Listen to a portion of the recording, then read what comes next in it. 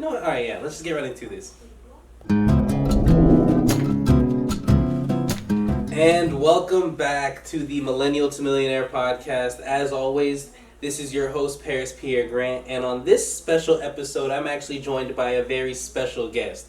And before I even talk about who he is or what he does, even though I probably already spoke on it a lot already, I met him through a public speaking group. And I had to give this presentation basically on the 3 tips I would give on building wealth. And he was one of the only people who really gave me this advice that I've been using in all the shows now, where he really taught me. He said, you're not really attaching to people's emotions. And when he said that to me, it really stood out. And then afterwards, we started talking. He had a YouTube. He's trying to get into podcasting. He's doing all these crazy big things. And I really thought to myself, like, this is the most organic way I could ever think of getting a guest on the show.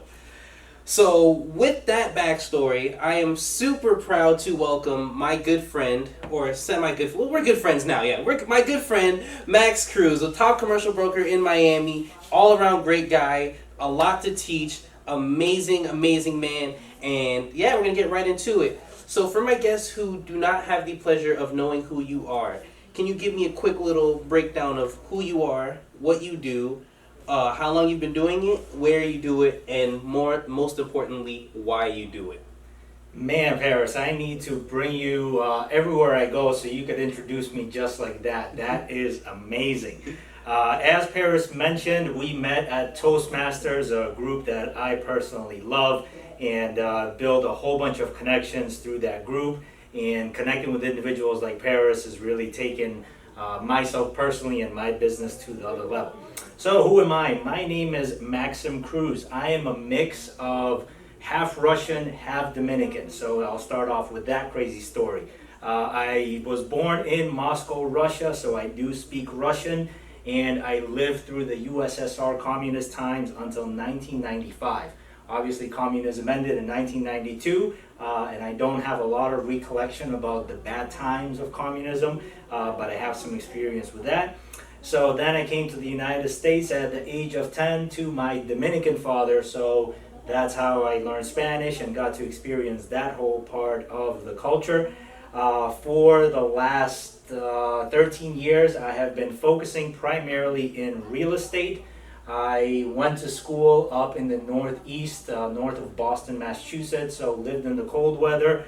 A few years ago, my wife and I, we got tired of the cold weather and decided to relocate to Miami, where I decided to do real estate now full time. So that's what I've been doing. I've been doing real estate full time now, focusing on commercial real estate here in Miami, helping businesses, helping individuals locate into commercial space, and also individuals who might not be business owners get into real estate investing. So that is pretty much what I focus on. Good, glad to have you on the show. So you've been doing real estate for a while. How long now? 13 years. 13 years. That's impressive. That's impressive. Before we cover everything, and I know that you have a lot to teach us, how important is mindset when it comes to building wealth? I mean, everything starts with mindset. If you're in the personal development space, you could definitely find everyone from Tony Robbins to a lot of other guys that say, you know, in business specifically, psychology is 80% and taking action is the other 20%, which I totally agree on. And I know you've read Think and Grow Rich by Napoleon Hill, and that's one of your books. One of the first chapters, I'm actually rereading that book now. You know, it talks about, having the desire and also having that thought. So if whatever your biggest thought is, whatever your biggest dream is, if it's not in your mind, you will never get there. And even when you think you're at a certain level, your mind is stopping you from getting to the next level until you switch that mindset and go to the next level. So mindset is everything. I think mindset can be changed. Mindset can be trained, especially if you study psychological evolution. You will notice that our brains are really there to protect ourselves and try to keep us doing the same thing that we're accustomed to. So being open to changing that and being open to experience new things gives us that possibility of changing our mind and get to the next level. Like, you have to want to change to be able to change. Correct. Got that. So when it comes to building wealth, why do you believe that income diversification is important? And how do you diversify your income? Okay, so income diversification is huge, and the reason is like anything else. If you just stick to one thing, eventually that one thing might not pay you as you think it will. For example, if we study business and enterprise over time, and we just look at everything that is happening with technology, let's say in the early 1900s in the industrial age, if you were a horseshoe maker, and all you did was horseshoe and buggies, and the industrial age is coming around with automobiles, and you didn't get on that trend, sooner or later, in a matter of decades, you're out of a job. So not only does technology provide a platform for us to change, but also what we do changes. I think in today's day and age, with everything that's happened with robotics, the most vulnerable group of people right now are the manual laborers, because everything that you're seeing is switching more and more towards robotics. Developing your skills in existing industries and in up and coming industries is huge. And then finally, that income diversification, going back to that, is very important because you just never know what seasons of the economy we're in. Anyone that studies finance or economics, it's seasonal. About every 10 years, we have a shift in the market. Some sub-markets take longer, some take shorter time periods to die out, etc. And when you have a very specific set of skills and you're only utilizing that skills, sooner or later, either because of competition or just the change in the necessity for that skill, that job market might die out. So having different income sources is important, and some income sources you can use the same skill, is just shifting the vehicle that you're in, being in a different market. For example, being in sales, if you're a salesperson for something, you could be a salesperson for anything that you want, versus if you're a nurse practitioner, for example, it's very specific to an industry, so maybe it's a little bit more difficult to get and go into, I don't know, the aviation if you're a nurse. But nevertheless, diversifying your income is very important because you can learn how to invest, and then depending on the type of investments, like you talk about in a lot of your other series, you can have investments in the short term that pay you dividends, and that can be counted as a source of income, or you could have longer term investments where you're still getting that income, is just delayed to a certain time frame. So income diversification, it just protects you versus trying to protect yourself with a very limited savings that you put aside from the existing income that you have, and then waiting until that job or that resource doesn't exist to then move on to the next thing, and then depleting your savings altogether. So I think income diversification is important because it also keeps you on top of your feet, having to learn new skills and having to look at different industries. But with a side note, I think you also have to find your passion and stick to it, because if you're just jumping around and testing and trying and doing all these things, then too much income diversification can be lack of focus. Like you were mentioning in one of the episodes, how LinkedIn had this article and they were talking about the power of focus for their employees. The same thing happens on a personal level. If you're not focused for a certain period of time on something and you're just bouncing all over the place, then your income is going to bounce all over the place. You hit on a lot of really good points in that, and I'm really glad that you did. I mean, it's funny now that I talk about it in past tense, but I've worked in like the food service industry for a long time. Got a job as a banker now. But then it's, a lot of people in the food service industry, they feel very limited by what they can go do. And, you talked about mindset before we even talked about diversification. And it's like something where, there's so much more out there, but they're so focused on like, okay, I got to get paid more per hour at this job.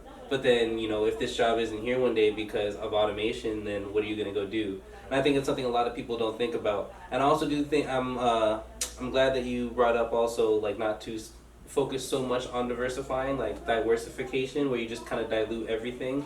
And we talked about this before, comparing, like we were talking about Gary Vee and Warren Buffett, as far as like you want to go like long term, like slow, or do you want to go like just speed and just bust things out? And I think it's like really good to have that balance. But too many people, once they like realize how good diversification is, they tend to kind of like, I guess, like go too crazy. But so what are some ways that you could recommend diversifying? So Again, because of some of my mentors that I've gone through, for example, Grant Cardone has had a huge influence on my life just because he's a sales trainer, and obviously, as a salesperson, you're a junkie for training.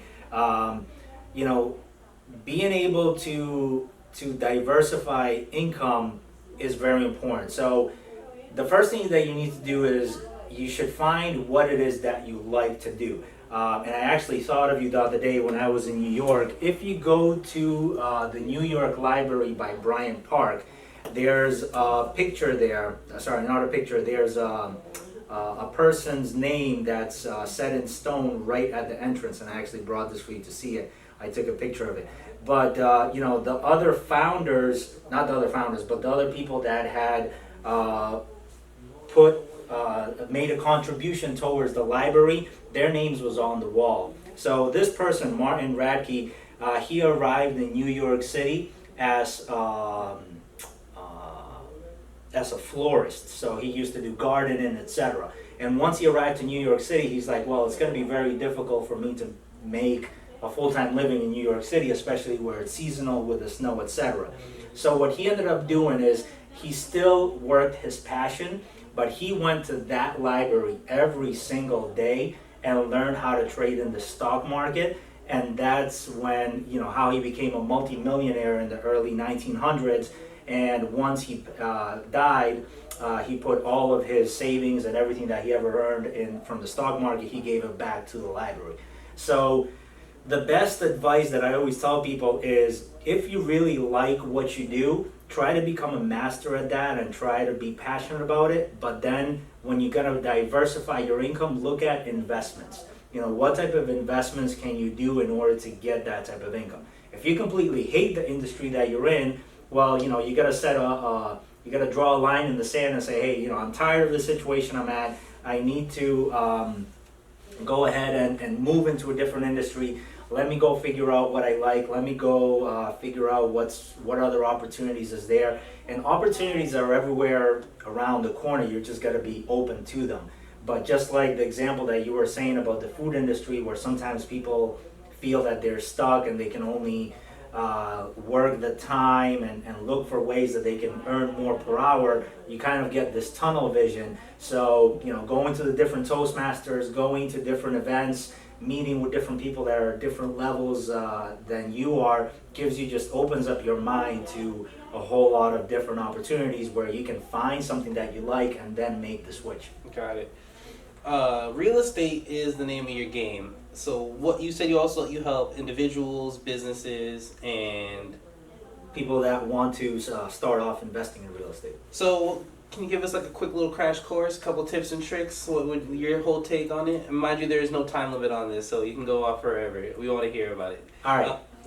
Cool. All right. So I know when we first talked, one of the things that you brought up was partnership. So I'll just do a sidebar on that. In 2011, I got married to my wife, and she is a tax accountant.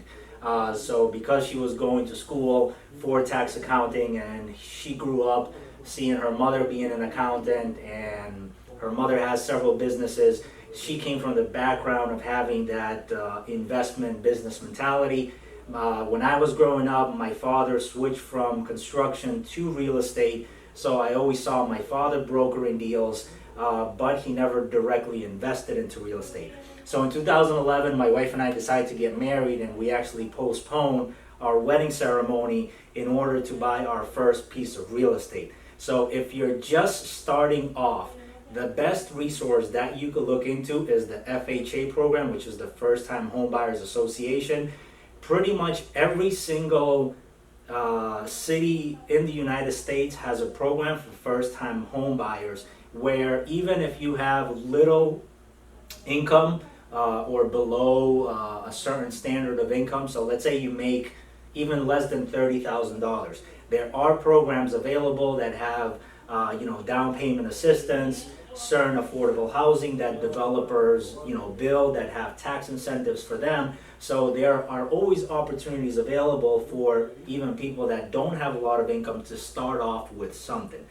Now, the biggest difference is when we bought our home, we didn't buy a one family. We We didn't buy a 2-family, we didn't buy a 3-family. We went right into it and bought a 4-plex, a 4-unit building.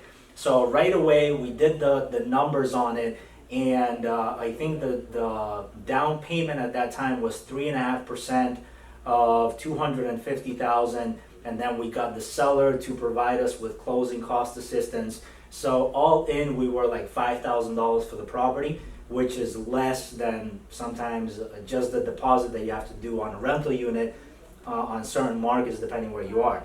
And then each unit, because we were going to live in one unit as owner occupants, the other units on average was about $800 a month.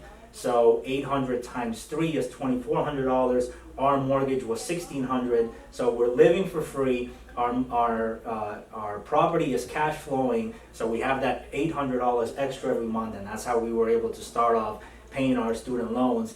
So I would encourage everyone to start off with a multifamily property.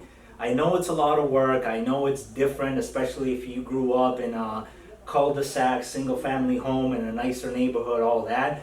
But sometimes you have to put comfort aside in order to have a longer term vision. For example, that property we still own today, I think I'll keep it forever just because it's a cash cow, and we've been able to raise rents, and now we have very, very good amount of equity in it, more than 3 times of what we originally bought it for.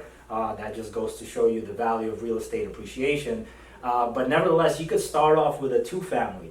I know it might not be the most comfortable thing living with your tenants next door, but think about it. If you go and you rent from an apartment complex or something like that, what's different having a neighbor next to you, above you, and below you, rather than you owning the building and actually just having your tenant rent from you and having some. In a 2-unit with today's market, you might not have a lot of cash flow. You might just barely cover your mortgage, but you're still creating that asset. Depending on the market that you're in, I know parts of central United States, Northeast still has some opportunities for you to be able to do that cash flow positive, where you could almost live for free, pay off the mortgage, and still have a couple $100 left over at the end of the month.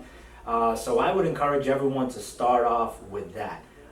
No matter what your income is, I always tell everyone the home buying process is about a 12 to 24 month process. From the moment you make that decision to when you start to research the market, research the programs, research the opportunities, it's probably going to be 12 to 18 months because you're going to have to save up some money, look at the programs that are available, find out what bank is best for you. Maybe if your credit isn't that good, that gives you time to work on your credit, to pay off certain things in order to boost your credit score. If you have no credit at all, there are programs available out there that with people, you do need a minimum of a 580 credit score, but within 6 to 9 months, there are several programs that you can go through to build up that credit. So I would encourage everyone to look at multifamily property investment that qualifies with first-time home buyer association purchases in order for you to start to get into real estate investing. Then over time, if you decide to continue investing in real estate, then that's when you could diversify. You could start pulling out the equity with a home equity line of credit loans. You could start to sell those property and do a 1031 exchange, which will save you a lot of money in taxes because you're pretty much not paying any taxes on capital gains. And then you could go from a 2-unit to a 4-unit to an 8-unit to a 12-unit, and then you could go up. You know, a lot of people that follow Grant Cardone, they're frustrated because they want to get into these larger multifamily investments. But Grant Cardone started off with a single-family house, and then he went up from there. If you follow his story, and there's a lot of other individuals that talk about going from the 2-unit to the 10-unit to the 20-unit, that's just the natural way of things. And I think you just learn what it takes to do it. And a lot of people say it's the tenants, taxes, and toilets. Well, it's the best tax structure that we still have in the United States as far as real estate. It's a tax haven for us here. As far as tenants go, like I said, you could live on your own, but then you have that liability, as Robert Kiyosaki talks about Rich Dad Poor Dad. You're always paying that mortgage. That 1 month that you're not paying it, that's it. The bank is going to start the foreclosure process on you. So you have to draw a line and say, okay, this is my 3-year plan or 5-year plan. And a lot of people think that 3 years or 5 years is a long time away, but a hack to it, going back to mindset, is just take a minute and say to yourself, 5 years ago I was here. And that's like a flash before your eyes. And you think of it and it's like just a second ago. But yet if you say in 5 years I'm gonna be there, and that seems such a long time away. But unless you plan that vision in your head of where you want it to be, unless you're reading on different things, listening to Paris's podcast and getting more ideas on what to invest, how to invest, what you should be looking out for, you're going to be in a hamster wheel going in that same place expecting different results. So yeah. Do you think that real estate investing is something, like, how do I put it? Investing in the stock market for me has historically been like what I do. It's funny that you bring up the whole like where was I 5 years ago, because I'm like just flashed before me right now. And you know, up until now, like the main way that I've really chosen to build wealth is through investing in the stock market. And when it comes to real estate, you know, when you get into when you start learning about building wealth, you know, you start seeing about salesmen, business owners, investors. You start seeing all different kinds of people. So I know that real estate is something that's out there, and I know that it's a viable way to build wealth and make that money. But I think that I speak for a lot of people where it seems very daunting. You know, to go invest, we have apps now on our phones where we can literally just go and invest through that, and that's how I got started investing. I can't just go casually buy a house just because I feel like it, you know, just kind of test out the waters. So what do you think are some barriers to real estate, and how would you recommend getting over them for somebody who, because like when I move out, I want to be able to live rent free. So that's like my main thing. So for somebody who's just like a regular individual who has this plan and they know that it's like something that they can do, what are some barriers that you see, and how would you recommend overcoming them? All right, so there's multiple parts to that answer, and I guess I'll start off with relating to everyone when we go to the supermarket and we're in the cereal aisle and you look at cereal, there's hundreds of brands. So when it comes from an investing point of view, like you said, you can invest in the stock market, you can invest in businesses, you can invest in real estate. I mean, there's people that are flipping cars, there's people that are picking up things for free off of Craigslist and putting, so there's the business models are endless. When you look at a pure investment as far as taking your hard-earned dollars and putting it into something, I agree that real estate maybe has a higher point of entry, or maybe it's a little bit more difficult because, like you said, you're not going to have $100 laying in your bank and all of a sudden think that you're going to buy this multifamily property, right? You're going to have probably at a minimum between $3,000 to $5,000. That's where I said depending on the programs that you find that you need to get into. So then that gives you the first challenge of needing to build up to that point of getting that. What I think is important is to look at the type of investment that you're doing. Probably when you invest in the stock market, you might have a short-term as well as a long-term gain. But at the end of the day, you know, rent is due on the first of the month.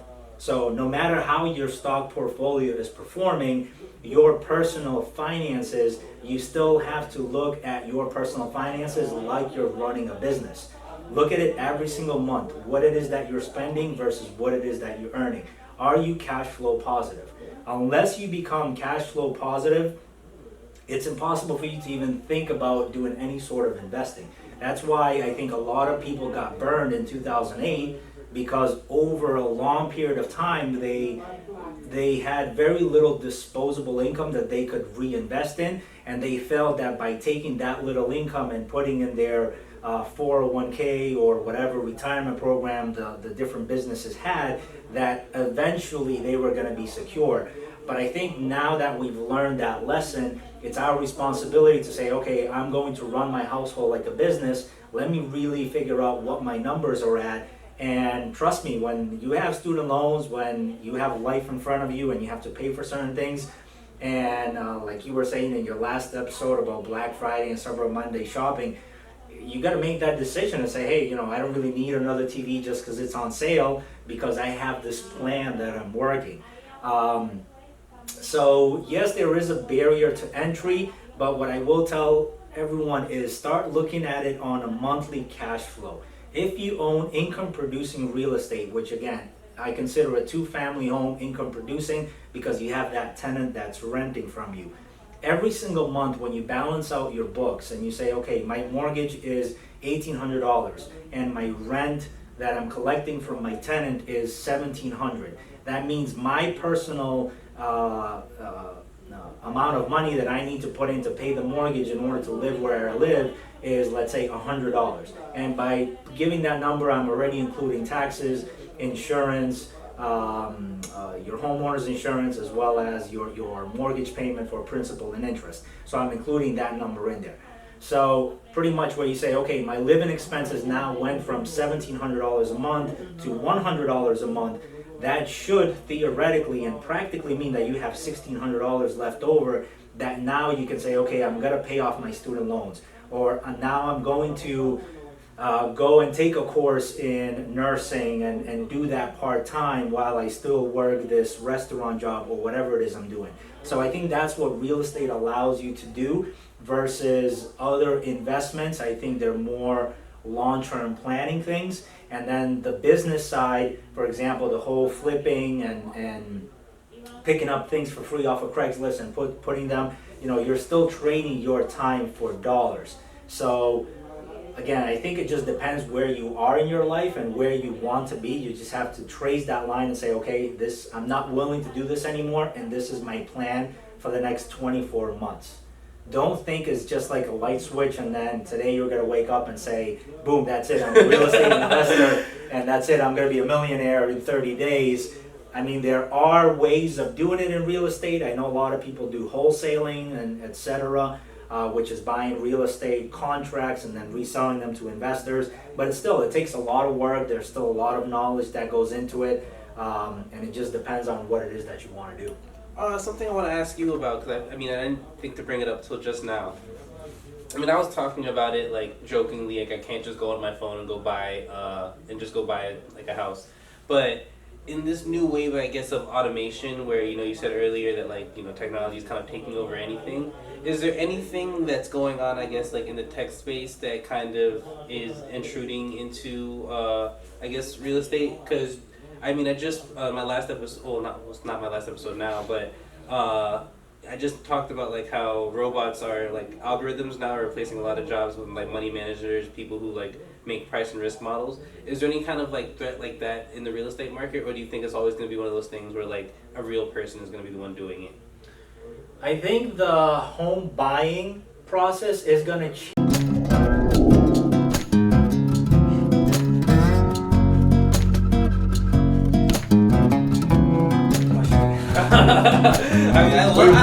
We went off on a track. We did, but I love that actually. It's funny, like you brought that up, and I just posted this on my LinkedIn not too long ago. But the coolest thing I've ever done with my money is start donating. And I'm not even saying that to be corny, but it just feels like you feel better when you do it. It's like one of those things where like your cup runneth over. Like I always like love to say like I get to say I'm so rich, I make so much money that I can give it away. You know what I mean? Which sounds baller, but like it's just cool to be able to give and like do that sort of thing. So I'm glad that we're sidetracked, but I'm glad that we did. The question was, how have you kind of seen? Well, I guess you weren't really paying attention to it, but it was like, how have you kind of seen the economy change over time, and what are you thinking 2020 is going to look like? So I think if you're listening to this, whatever you have going on in your life, 2020 is going to be more of the same.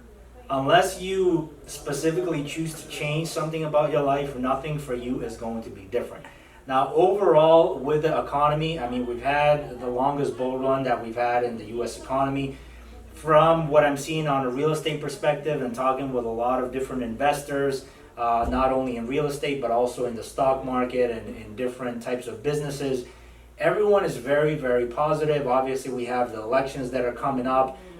We have trades with China that keep on coming up, and if I encourage you to look into really how much debt the United States has to China, and if we really start pushing that button, the United States can be in serious economic debacle here. But nevertheless, I think that whatever you decide to participate in, one of my favorite mentors is Zig Ziglar. He does a lot of sales training as well. But one of the things that he used to say, he passed away, was in the 80s, where they had a very strong economic depression and interest rates were above, like, I think the highest interest rates we saw were like 28% or something like that, which is ridiculous. He said, well, myself and our company, we just decided not to participate. So whatever is going on with the economy around you, you could decide not to participate. Even if you get fired from your job, if you're really good at what you do, you could probably find another job if you're really out there, if you're really looking for it. So don't, yes, be aware of what's going on. And hey, if you're gonna put all of your retirement assets into the horse and buggy business, I would probably stay out of that.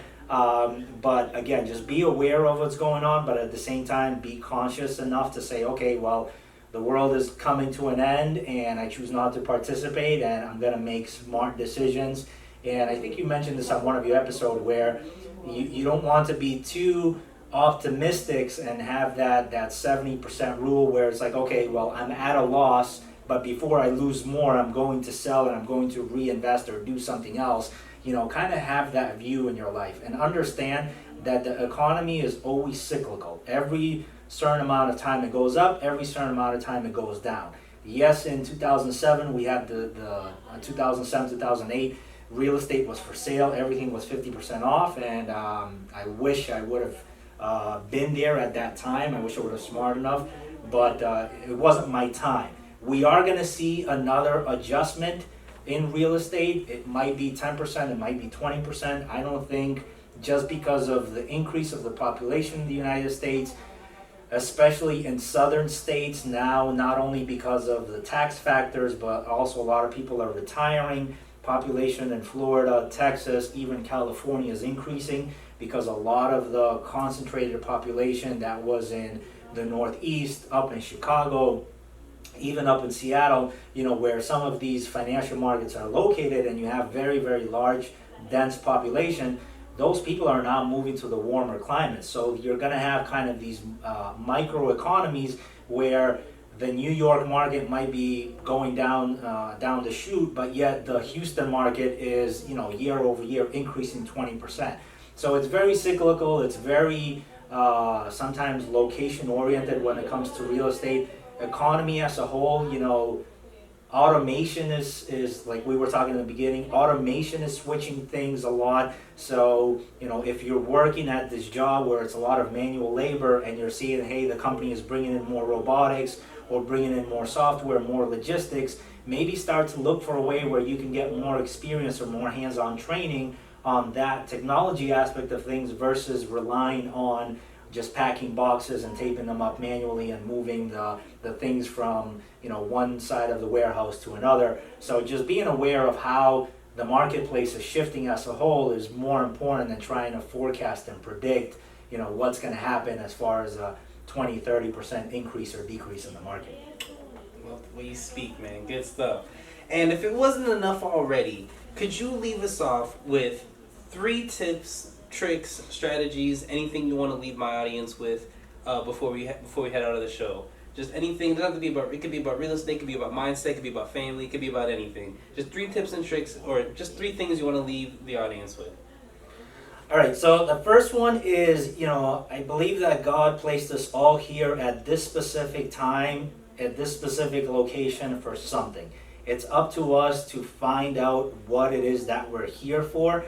And it's up to us through, the power of our thoughts and interconnecting and trying to find out what your true purpose is, really finding that and living that to your maximum potential.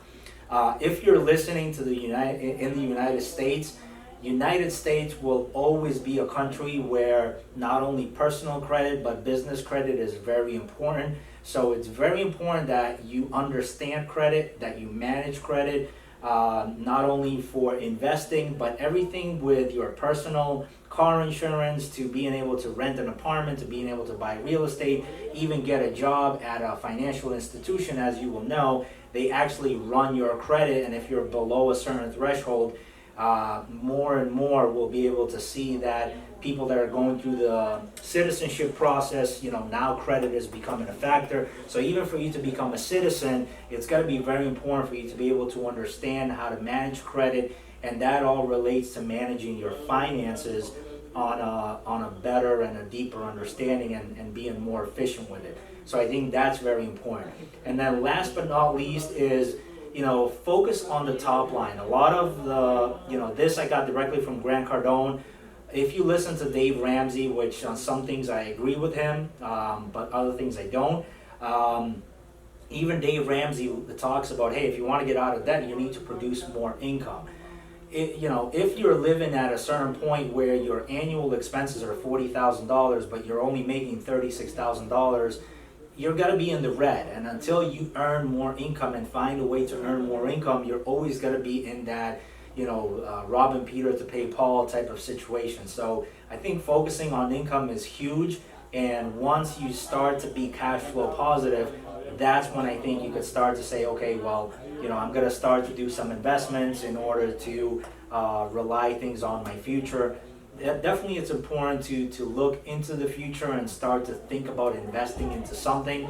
And then the final thing, I know we're going on point number 4, it's very important to protect not only where you are right now, but also protect your future. With everything that's happening with our mobile apps to our digital technology, etc., more and more people's identity is getting stolen, and that becomes very, very messy. The last things that you want to do is try to, if your identity's been stolen, go through that process. Sometimes it takes years. So at least once a year, make sure you check your credit report. I always give out annualcreditreport.com. It's a free website. I don't know if it's run by the government or who it is, but pretty much you can get a copy of your credit report for free every single year. There's tons of apps out there, Credit Karma being one of the most popular, where if somebody is trying to apply for credit with your social security number, you'll get an alert, and then kind of you could do something about it sooner than later. So be aware of what is happening under your name. And then in addition to that, it's very important to plan out your death. So one of the things that Donald Trump is trying to push right now is he's trying to get the death tax away. So pretty much we're seeing more and more scenarios where people die and they'll pass their single family homes, which are completely paid off to their children.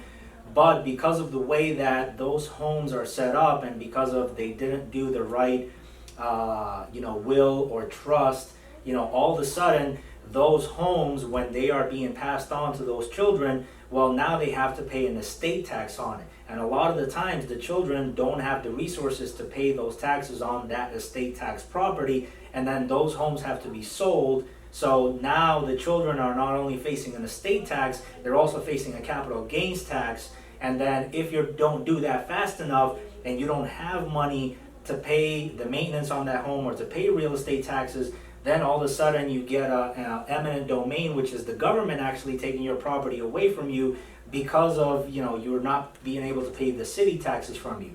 So, I mean, it's just a complete mess when you don't protect your personal assets. So make sure you have a will. There's plenty of websites out there where you can literally draft your will yourself on a Microsoft Word document.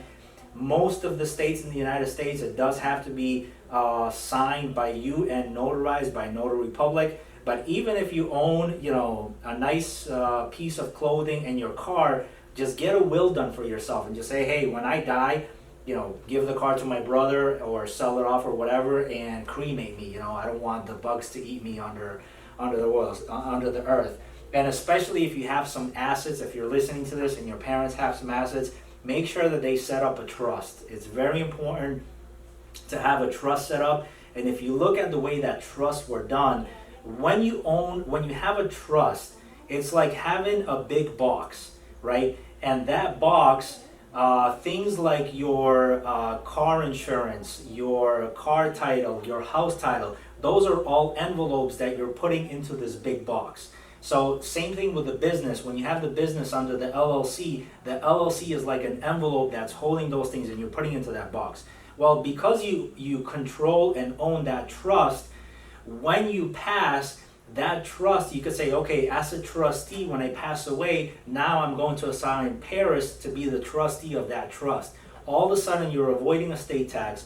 All of a sudden, you're avoiding the whole probate and having to go to court, because all you're doing is simply saying, okay, I no longer manage that trust. Now Paris is managing it, and it's just a simple paperwork shift. So just by taking the time and setting that up, which again, now you can get done with literally several $100s. We're in no better age than time, and there's a bunch of resources online where you could go and get the information on how to do that. It's very important to think about the future and how to protect your assets. It doesn't matter how little assets you have. Good stuff. Good stuff. So Max obviously, wealth of knowledge over here and has a lot to learn. And if you guys like this, hopefully we can bring you guys some more content together. So please make sure that you listen. Max, can you tell us where we can find you? Some links, any websites, LinkedIn, anything like that? All right, so I'm actually working on my personal website right now, maximcruise.com. There you'll have all the links to the real estate stuff. I also have a YouTube channel which will be linked in there. If you go on YouTube or if you click the description in the bio, there'll be a link to there. You can just search Maxim Cruise. I do have various playlists on different things. For real estate, I have my webpage, which is maxcruiserealtor.com. If you go there, it has all the links to my social media, Instagram and Facebook, The Real Maxim Cruise, and Twitter and LinkedIn, just Maxim Cruise. You could find me there, and I'll be more than happy to answer all of your questions. And of course, all of that will be inside the show notes, so make sure you click that up. Thank you guys for tuning in. Having guests on the show I cannot think of a better way to add value, especially when the guests are teaching me more, because half the stuff that he's talking about, it's my first time hearing it too. So this is just as much value for me as it is for you. So to have a guest that can teach me and be able to add so much to the show, I'm really glad to have had him on. So I hope you guys enjoy as well. As always, thank you for listening. This is the Millennial to Millionaire podcast. My name is Paris Grant. This is Maxim Cruise. And here we do not keep it 100. We keep it 1 million. For sure. There we go. Okay. And we are saved up.